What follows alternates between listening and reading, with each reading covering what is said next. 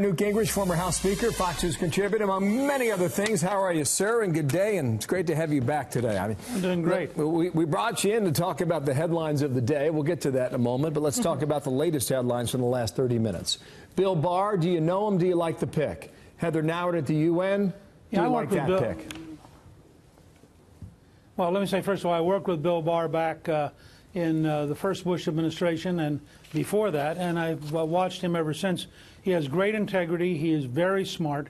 I think that he will be confirmed readily by the Senate, and he brings a level of stability and knowledge to the Justice Department that I think will be very powerful. I thought it was a great pick by the president.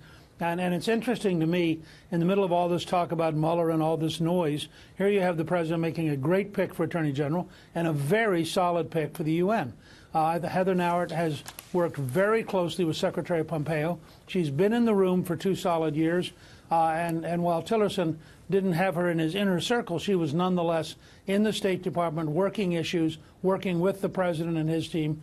I think there's a real sense that she can communicate effectively. And remember, a major part of the United Nations ambassador's job is public diplomacy. Look at the great job Nikki Haley did.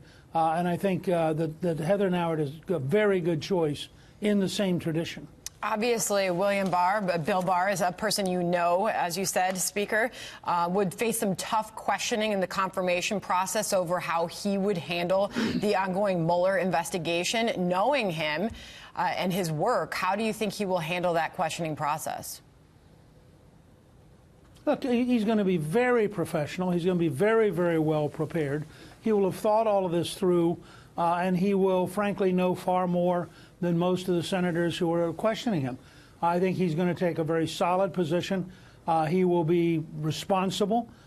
He's not going, he's not there to either be the president's defender or the president's attacker. He's there to be the chief law enforcement officer of the United States of America. He understands this thoroughly, and I think particularly in light of the deep sentiment everybody felt towards President George H.W. Bush, having his Attorney General willing to come back and serve the country gives Bill Barr, I think, a powerful emotional ability to reach out to the senators in both parties and say, look, I'm going to do a job for America. I'm a patriot. I'm here because it matters, and you can count on my professionalism. And that's, frankly, all we should ask of an Attorney General. Well, Republicans have the votes in the Senate, as you well know, and I would expect them to both to go through unless there's a big hiccup there. Now, there's a lot more to get to. You've got the Mueller map. Go ahead. I was just going to say, I think Bill Barr will get a great, substantial number of Democratic votes because of his integrity, because he's worked with so many of them over the years, and they know him, and they know that he's somebody who's going to serve the country. Okay. On the Mueller matter, will Manafort be referred for a new trial? We're waiting to hear that today. On the Cohen matter, deadline day for sentencing guidelines. We'll see what happens no later than 5 o'clock today. James Comey is now behind closed doors, answering questions from House lawmakers Trey Gowdy, Bob Goodlatte, John Ratcliffe, and others. Here is Jonathan Turley, soundbite number 4, on the allegation that Comey is a leaker himself, and I'll ask you a specific question after this. The one that I would ask and drill down on is his leaking of those memos after he left the FBI. He was tasked with finding leakers, and the minute it became something to his advantage, he became a leaker. That appears to be Turley's main question. What is yours? Look, I think the real question, and you had a little bit of this a few minutes ago from Trey Gowdy, the real question is the entire thought process by which the director of the FBI, who is supposed to be the nation's top law enforcement figure in terms of criminal law, what was his decision process both with Hillary Clinton and with Donald Trump? I mean, you have this guy who I think was rendering judgments that were way, way above his pay grade. He had no right to be doing a lot of the stuff he was doing, and it's never been completely explained. And the more we learned about how he ran the FBI, the more the people around him who are now in trouble. It's really, I think, a problem that we have to dig into ultimately because you can't have the nation's top law enforcement agency riddled with people who abuse the power for their own ideas or their own psychological interests. Meanwhile, Mr. Speaker, another fascinating day for U.S. markets. Looking at the Dow right now, it was just up 100 points. Now it's in the red. Following these markets will make you seasick. One day of Wednesday, no day of trading for a national day of mourning, but it has been a wild ride on Wall Street this week. A lot of questions and uncertainty surrounding trade. The president's top guy on trade, Peter Navarro, said this most recently.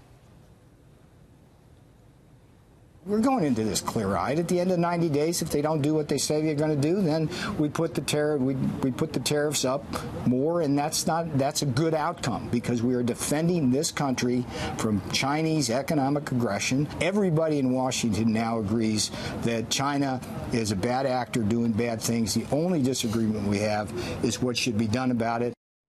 That was Peter Navarro talking to Brett Baer outside the White House. It's tough to navigate through all this and really find out what the president is going to get done on trade. Well, let me separate the two. I'm going to really disappoint you on markets. I don't worry about it. Markets go up, markets go down, depending on when you got into this market. It's gone up so much, so dramatically for so long that it could go down a good ways, and most people are still going to be profitable. So I don't think you can tell from the daily confusion of the marketplace. On trade, we have a real problem. The Chinese have routinely cheated across the board in a way which I'm actually working on a book for next summer on China. And I think the subtitle is going to be Change or Die, because the truth is we can't allow the Chinese to continue to steal our intellectual property. We can't allow them to continue to have all sorts of one-sided deals on trade. And we have to recognize that this is a big country with a determined effort to become the leading country in the world. And if we don't find a way to negotiate aggressively and fairly and get a real change in their behavior, we're in real trouble in the long run. Well, Larry Kudlow's making a round of interviews today, and what he's saying about this is that this is a national security issue as it relates to the trade talks and, well, I guess more to the point, the arrest of this businesswoman in Canada the other day. Here's the question. It's an elevation of matters, and it happened over the weekend, the same time the talks are breaking off in Argentina. Kudlow's saying that we've been warning them on this matter for a long time. I bet America probably is not aware that if you buy a Tesla that's made in China, a lot of times the data that's collected in that car goes back to Beijing. And I think if people became aware of that, they'd be a little more alerted to this. Here is the question. Has the administration communicated effectively to the American people what is on the line and what they're trying to execute? No, they have not yet.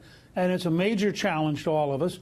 We've gone through a long period where all of us, I would include me, all of us kept hoping that China's opening up in markets would lead them to become a normal country, to follow the rule of law, to be a fair trading partner. And as Michael Pillsbury, in a brilliant book called The 100-Year Marathon, which is probably the best introduction to the problem of Chinese behavior, he points out, and he's one of the people who's had to change his mind, because the longer you watch them, the more you realize that the Chinese are engaged in it. And it's not that they're bad people, but their entire culture, their entire background is so dramatically different than ours that they regard cheating as routine. It's not breaking the rules, it is the rules. And we're going to have to be tough enough and firm enough, and it is a national security issue. They steal hundreds of billions of dollars a year in intellectual property. They have all sorts of equipment militarily that is basically American equipment that they stole through the internet. They hack routinely into the Defense Department. And this is very aggressive behavior, and it's not 12 teenagers in Shanghai. This is a division of the People's Liberation Army located just outside Beijing, which is actively dedicated to penetrating and stealing American intellectual property. This is the kind of stuff that has to change, and frankly, it isn't going to change easily. The Chinese aren't going to turn around and say, oh gosh, we really would like to be fair players now. They're going to grudgingly, day by day, over the next 4, 5, 6, 7 years, have to be drug into a fair relationship which will be very painful for them and a real change for them. If you don't make the 90-day deadline, that would be a very important message for the president to deliver from the White House. Part of what you just said right there. Sir, thank you for your time. Exactly. Newt Gingrich with us today. Thank you, sir. Mr. Speaker.